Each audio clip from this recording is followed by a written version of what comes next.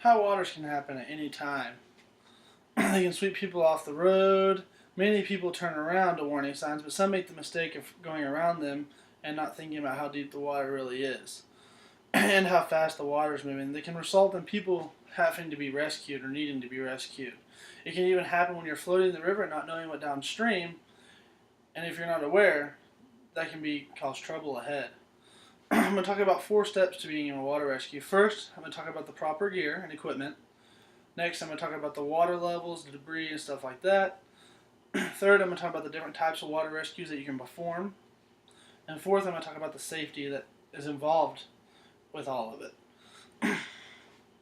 So, I'm going to talk about the first step into being in a water rescue. The first step into water rescue is going to be the proper gear. You need to have a Type 3 to Type 5 Coast Guard approved life jacket. And with most of these life jackets, they're going to have a zipper or 4 buckles. And they're also going to have a thing that goes around the little vest with a hook on the back that you can attach a rope to, that you can also pull what they call a blowout pull-out and release the rope. That way, if you're trapped in a car or something, or you get trapped in debris, you can release that rope and you're not attached to something and you can get away from it. Also in that gear, you need to have random things like a knife. We carry a knife just in case you're rescuing somebody out of a car and you have to cut a seat belt or anything, rope or anything like that, and also a light, an indicator light of where you're at. The next thing you need is a throw bag and a throw rope. Pretty much, if you need to throw a rope to somebody out there that's in the water, or you need to throw it to the shore and get help and pull it out yourself, you can hold on to that, throw it to the shore, somebody can grab it, and you go on. The next thing you're going to need is a wetsuit. The reason why you want a wetsuit is it keeps you warm and it also protects you from the bacteria and other stuff in the water. They have dry suits that you can buy. They're much more expensive than a wetsuit. So the easiest thing to buy is a wetsuit. You're also going to need the water boots to go with it. These keep your feet warm. And they're made for it. They don't get heavy. Along with the wetsuit, they don't get heavy to water, and you still feel your same weight. You also will need a helmet.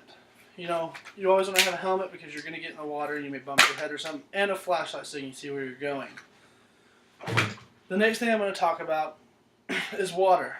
Water can be really high and you not know it, or it can be low, but the water can be moving underneath fast because of a flood or something, and you not notice the difference.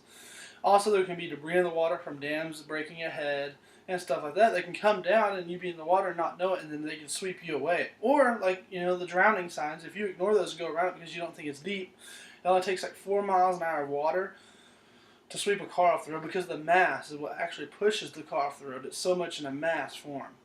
The next thing I'm going to talk about is different types of water rescues. You can, throw them a throw bag, which is that rope I was showing you. Throw them that throw rope. Pull them, in a life jacket and pull them to shore, Or you can get in the water, which is, what you have to do in some cases if you can't, get to them with that throw bag. You'll jump in the water ahead. You'll use, what your training is to maneuver in the water, and you'll get to them and you'll try to get them to safety. Last, resort, or in some cases, if it's in a big lake or big river, you can use a boat. They make all different types of boats that are used for it. They're very dangerous to use. You have to have more training to use a boat, but you can rescue off of boats. The last thing I'm going to talk about is safety. Safety is a very, very, very important thing to it. You need to make sure you always have people upstream, with ropes to throw to you if you miss your target, or you grab them, and that's the plan, is to go down and grab a throw rope and pull you to the shore. And upstream safety is to see if there's any dams up there.